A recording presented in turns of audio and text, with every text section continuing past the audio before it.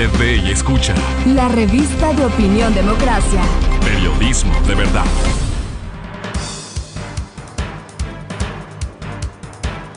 Estamos de regreso y queremos saludar al señor doctor Ramiro Rivera. Ramiro, bienvenido, buenos días. Bueno, el artículo que provocaba, además de este diálogo que he publicado en El Universo, la ética de lo público, en donde resaltaba, Ramiro, el hecho de que el señor presidente ese mismo día haya, de su posición haya decretado, ¿no?, una forma de actuar, digamos así. Algunos reflexionan, Ramiro, sobre si es que eso es necesario, si es que la ética de lo público hay que recordarla y peor aún, casi ponerla en un decreto. Las condiciones del país han variado tanto. Acabamos de tener un diálogo sobre las elecciones del Perú y claro, y encontramos cómo rescatamos la democracia, pero esa del pensamiento, de la propuesta, pero también de los resultados.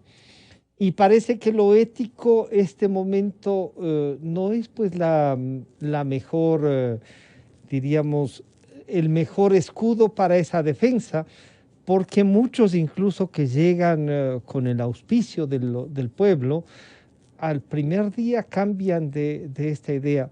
¿Cómo entendemos lo ético de lo público? Bienvenido, Ramiro, buenos días. Muy buenos días, Francisco. Mire, me parece que si un problema tiene la democracia, o en otros términos, si hay una enfermedad que le tiene a la democracia postrada, es la enfermedad de la ausencia de una ética social. En otros términos, de la presencia desmesurada y nauseabunda de la corrupción. La noción de servir a lo público ha sido sustituida por el interés gratificante y clientelar de servirse de lo público. A veces lo público es supuestamente de todos y también de nadie, por lo que el funcionario corrupto o también el empresario inescrupuloso abusa de esos recursos. Y yo ponía en relevancia la actitud del presidente Lasso en el hecho de que en el primer día de su mandato ha promulgado un código de comportamiento ético para la gestión gubernamental. Yo formularía un exhorto al resto de funciones del Estado, en este caso a la función judicial y a la función legislativa, o sea, a la Asamblea Nacional, para que puedan o ya sea asimilar y acoger ese decreto o transformarlo en ley, Francisco. Hay muchos países que tienen una legislación normativa bastante adelantada y perfeccionada en el ámbito de control de la corrupción. Hay gente que dice las normas abundan, pero no es menos cierto la necesidad de que las normas sean coercitivas, que tengan capacidad sancionadora para que alguna vez podamos combatir el azote de la corrupción. Por cierto que yo estoy consciente de que esto depende también de la cultura de los pueblos. Francisco, solamente voy a citar dos casos muy breves. El de Finlandia, que le siguen un proceso a la primera ministra, que me parece que es Sanna Marin, por el hecho de haber utilizado recursos del Estado en desayunos con su familia. Los gastos no superan los $1,000, pero el puesto de esta dama está en vilo. O de una ex ministra de Educación en la República Federal de Alemania durante el mandato de Angela Merkel, a la que se descubre que había hecho una tesis 30 años atrás, donde formula una cita, un texto citado, sin que mencione la fuente. Tuvo que renunciar al Ministerio de Educación y Ciencia y le retiraron el título universitario. Es un hecho que tenía 30 años de historia atrás. Aquí hubo un vicepresidente que falsificó toda su tesis, que era un plagio del comienzo al final, y no le pasó absolutamente nada. O el último caso de Suecia, donde Nona Salim, que estaba postulada como para alcanzar y ser la primera ministra, se le sorprendió con una tarjeta de crédito oficial comprando una barra de chocolate, y eso Claro. generó un escándalo en Suecia. Eso significa que los países desarrollados que han cultivado una cultura de la ética de lo público sí se escandalizan por cualquier detalle de corrupción. En cambio, los países como los nuestros, la regla es la corrupción, la discrecionalidad, el abuso y el apropiarse de las cosas ajenas. Es decir, Pero hay una cultura permisible para la corrupción. claro, si bien, claro, aquello de trabajar con familiares, aquello de influir para la empresa del amigo, todo eso tiene que ver con lo que se denomina aquí el tráfico de influencia, y algunos dicen, oigan, ya está. Pero el psicólogo político Jaime Costales decía en uno de sus artículos que lo mínimo que se puede hacer es que pierdan el puesto y que se separen si es que está en discusión o en duda. Pero ya vemos que entonces esto de lo ético también tiene que ver con un comportamiento de las cabezas. Si el presidente es capaz de respetar, como que obliga al resto, a los que están abajo, y si la ciudadanía, los asambleístas, los concejales, los que forman parte del Consejo Provincial, o sea, los alcaldes cantonales, pues pueden hacer estos seguimientos, no escandalizar, pero no perder la capacidad de escandalizarnos de lo que pueda pasar, y por lo menos que la vergüenza les obligue a retirar, porque ahora un grillete puede ser una de las mejores condecoraciones, como dice alguno, Ramiro. Y yo creo, Francisco, que todo lo que podamos hacer para construir una cultura de la transparencia, de la honestidad y para revalorizar el sentido del servicio público, hay que hacerlo. En el decreto del presidente Lasso, por ejemplo, se establece claramente los principios de la incompatibilidad. Con frecuencia, o el denominado conflicto de intereses. Con frecuencia, ¿qué es lo que sucede en instituciones? Por poner un ejemplo, Petroecuador, donde hay funcionarios venales, irresponsables y corruptos, no todos, por cierto, y el presidente así lo ha dicho en el ámbito de la comercialización, donde toman decisiones para beneficiar a tal o cual empresa. Y finalmente ese funcionario, cuando sale de la entidad estatal, pasa a formar parte del rol de pagos o tener una gerencia en la empresa privada a la que le sirvió, violando el conflicto de intereses desde su función pública. Exactamente ese hecho se produce en otros ámbitos. Entonces, sí es conveniente que la sociedad valore este tipo de principios para someterlos al escarnio público, para sancionarlos no solamente con la pérdida de la función, sino para que tengan que responder. Porque con frecuencia, Francisco, y estoy seguro que le habría pasado a usted, que se encuentra en la calle con una persona y dice, oye, ¿cómo es posible que tú fuiste esto, lo otro, tuviste tanta función Y y estás no en el tienes bus. dinero? Oye, qué pendejo que fuiste, ¿no? Es decir, la gente que se aprovecha de la función para enriquecerse pasa a ostentar su nuevo estatus en la gran sociedad con impunidad. Y ese es el inteligente. En cambio, la persona que ha actuado desde una función pública con mesura, con responsabilidad y con transparencia, es valorada como una persona tonta o pendeja. Es decir, la escala de valores se ha invertido al revés, cuando el reconocimiento debe ser la transparencia, la administración honrada y pulcra de los recursos públicos. De tal manera, reitero, es una buena oportunidad para que las otras funciones del Estado puedan tomar la iniciativa para promulgar una ley que establezca un código de conducta del servicio público, como existe en una buena parte de países de América Latina. Una de las cosas, Ramiro, que se ve en estos momentos y que dice bien, muy bien que el presidente tenga ese decreto, declare públicamente cuál es su intención, pero genera una gran indignación por los votantes y quienes adhirieron a su candidatura y dicen, oiga, pero está nombrando a los mismos de los que queríamos zafarnos, pero los está dejando en los cargos a estos, o ya los trae, digamos, al mercado petrolero, los trae a representantes del mismo grupo que no ha salido 40 años y que, incluidos los 14 de la Revolución Ciudadana, siguieron cohabitando esos negocios con los que habían llegado al poder.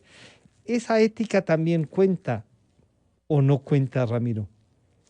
Pero sin duda que cuenta. El presidente Lasso advirtió que en el Ministerio, diríamos, de Energía y sobre todo en Petroecuador, había muchísima corrupción en el ámbito de la comercialización. Bueno, me parece que esta es una de las instituciones que, aprovechando la independencia o una mal entendida autonomía, devino en un nido de gente que delinque. Es decir, hay servidores públicos honestos y honorables, pero en algunas instituciones operan verdaderas mafias bien estructuradas desde tiempos atrás. Y me parece que la opinión pública, los medios de comunicación, los portales de investigación y el propio jefe de Estado tiene que poner los dos ojos y los dos oídos y toda la capacidad de vigilancia en instituciones que necesitan regenerarse. Sería imperdonable, por ejemplo, que instituciones y empresas estatales como Petroecuador tengan que regresar funestos personajes que en el pasado fueron destituidos por actos de corrupción o de arbitrariedad. Ahí es necesario un control social, estar vigilantes para que este tipo de instituciones puedan regenerarse, puedan sanarse, pueda haber una especie de fumigación para sacar a las cadenas mafiosas a fin de incorporar a servidores públicos probos y capacitados. Y no sea el compadrazgo, la afiliación partidista, el amiguismo, las gratificaciones familiares, la que deban determinar el ingreso de funcionarios a tal o cual institución. Hay casos en instituciones que me comentan donde hay por lo menos media docena de parientes en esa misma institución.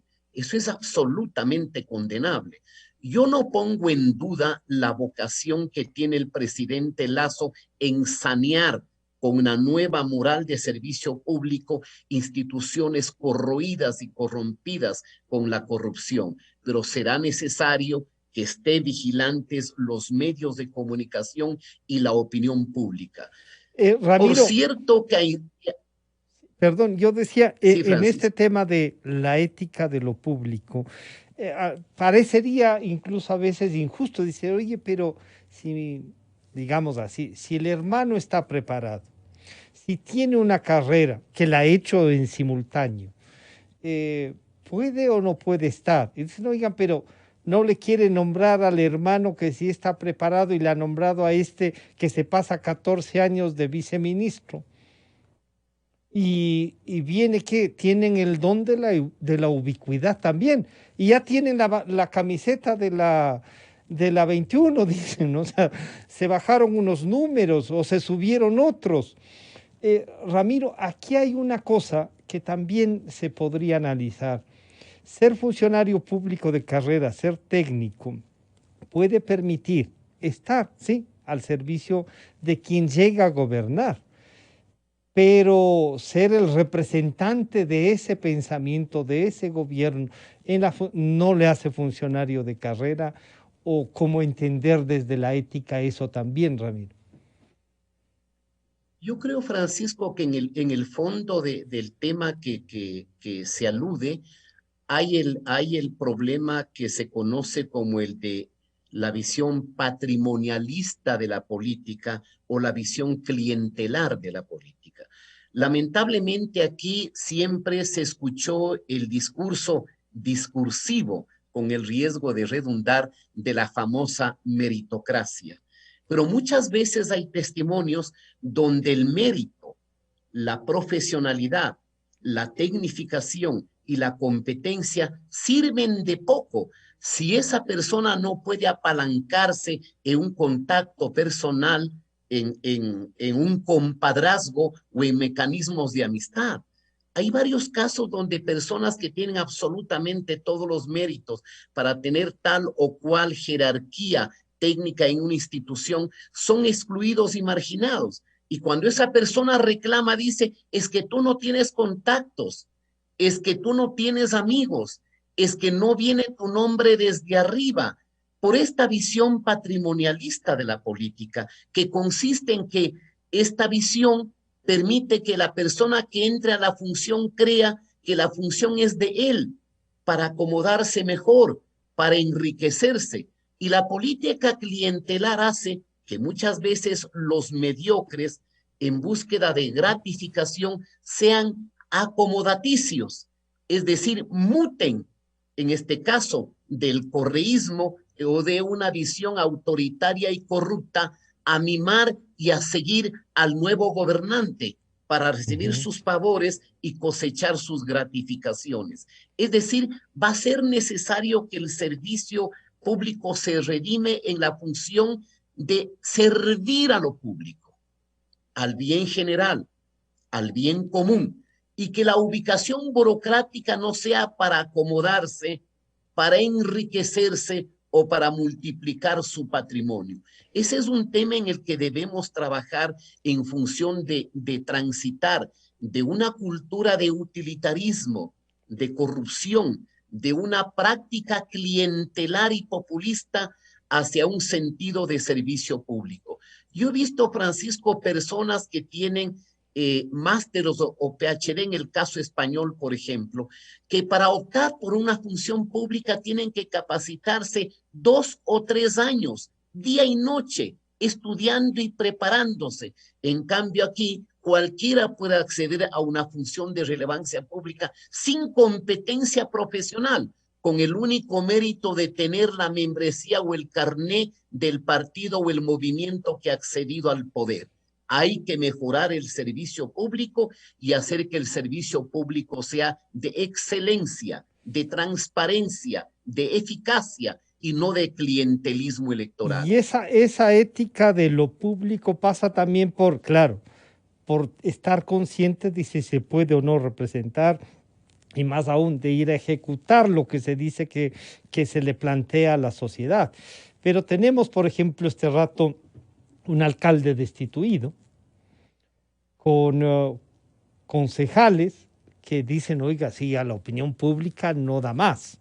Pero es un alcalde que desde el inicio tenía más del 70% en contra, 78% en contra, que no quería, tanto que no votó. Es esa ética de la representatividad también, de como diría el doctor Jaime Costales, oiga, por lo menos aprenda a dejar el cargo, ¿no es cierto? O sea, la remoción del cargo es importante y está estipulado. ¿Cómo tratar como ciudadanía? Y claro, dice ahora el señor alcalde, me están serruchando el piso y echa mano de una cosa que es para dividir más, porque yo soy del pueblo, dice, ¿no? Ya mañana, si es que el fulano de tal va a ser el alcalde, serán los quiteños suizos. Y entonces echa mano de una cosa que es racismo puro, ¿o no, Ramiro? Nos acordamos, Francisco, que en la asamblea anterior, a la asamblea anterior accedió un ciudadano de origen afrodescendiente, gran futbolista de la selección ecuatoriana, que nunca había abierto la boca. Y cuando un asesor le había redactado 3 líneas, Con no maldad. podía balbucear ni leer lo que alguien le había escrito. Y cuando se le criticó, la respuesta era que lo habían criticado por racismo. El mismo argumento de pobreza, diríamos, en el lenguaje y en la cultura, que lo refleja el señor alcalde de Quito. cuando acusa de que la imputación o la destitución se lo hace porque tenga un origen humilde o pobre. Pobre no es un hombre absolutamente acomodado. Es que lamentablemente la cultura de la ética de lo público no siempre está presente en las personalidades que acceden a una función de administración o a una función de representación. Le doy el caso del actual defensor del pueblo, quien a pesar de tener antecedentes de violencia intrafamiliar, viola la ley de declaratoria del estado de emergencia, se embriaga, se agrede con un supuesto amigo y es acusado de una presunta violación sexual con una mujer. Y está ahí, exhibiendo su impunidad y esperando regresar a la función, cuando él debía haber renunciado inmediatamente. Yo me acuerdo de un ex vicepresidente de la República Oriental del Uruguay, que le sorprendieron que había gastado con una tarjeta corporativa aproximadamente $5,000 en gastos personales no autorizados, y ese vicepresidente renunció. O pongamos el ejemplo, Francisco, de este famoso senador de los años 80 del Partido Demócrata en Estados Unidos, me parece que fue Gary Hart, carismático, nominado para la candidatura a la presidencia de los Estados Unidos por el Partido Demócrata. Se le sorprendió con una espectacular modelo, me acuerdo de nombre, Donna Rice, e inmediatamente renunció a la nominación presidencial y se retiró de la política. Aquí hemos tenido un expresidente que dice, yo no tengo 4 hijos, ostenta y dice, tengo 11 hijos, e invita a las mujeres ecuatorianas que crean que han tenido un hijo con él para hacerse el examen del ADN. Esa es la sociedad que tenemos. Esas son las élites que lamentablemente tenemos. Y muchas personas de estas élites que acceden a altos cargos de representación popular no han caído del cielo. Llegan allá porque también electores y ciudadanos que los eligen por una red de clientelismo y de populismo. Ahí, como me acaban de recordar, Ramiro, está eso de si otros han robado, que roben nomás con tal que hagan obras. El problema es que ahora los que se están robando no hacen ni obras y tienen actas de entrega-recepción. Pues. Claro, o un expresidente que señaló en un caso de soborno y de gratificación por corrupción, dijo no, que ese era un acuerdo entre privados. Es decir, no olvidemos que estamos pasando más de una década donde la regla general y la cultura preeminente fue la corrupción, el apropiarse de los bienes del Estado. Reconstruir la democracia implica reforzar las instituciones y trabajar día y noche en la perspectiva de una nueva cultura que nos permita valorar la ética de lo público y también la ética en lo privado, porque hay corruptos que se cobijan en este famoso manto de la intimidad y achacan a los medios de comunicación o a los portales de investigación que han violado la privacidad. Cuando sabemos que en derecho hoy, en la normativa anticorrupción, la persona que tiene relevancia pública, que comete una infracción en el mundo privado cobijándose en la intimidad, tiene un descrédito público y necesita el escrutinio público de condena y de fiscalización. Ramiro, muchísimas gracias por acompañarnos y reflexionar sobre esto que mereció un artículo también en el diario El Universo, la ética de lo público. Muchísimas gracias. Nos estaremos encontrando, Ramiro, para conversar también de otros temas. Gracias y buenos días, Francisco. Buenos días. Gracias. Muchísimas gracias. Ha estado con nosotros el doctor Ramiro Rivera y la ética de lo público. Con esto estamos culminando el día de hoy. Nos encontramos mañana. Muchísimas gracias por acompañarnos. Hasta mañana.